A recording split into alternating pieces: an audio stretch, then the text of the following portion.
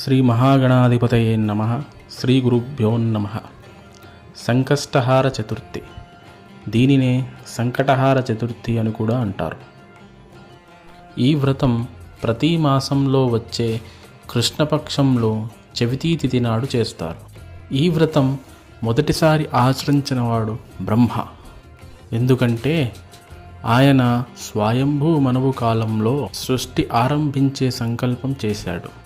కానీ ప్రతిసారి ఆయనకు ఆటంకాలు ఎదురవడం చేత విష్ణువుని ధ్యానిస్తాడు.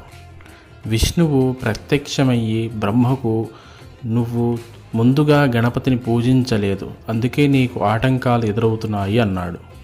అందుకు అంగీకరించిన బ్రహ్మ భక్తి శ్రద్ధలతో గణపతిని పూజించాడు.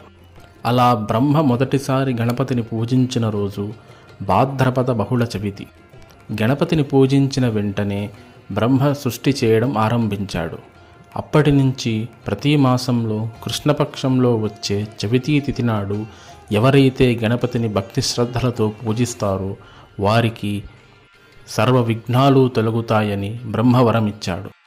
ఈ వ్రత నియమాలు, పూజా విధానం మరొక వీడియోలో తెలుసుకుందాం. ఈ వీడియో కనుక మీకు నచ్చినట్టయితే లైక్ చేయండి, షేర్ చేయండి.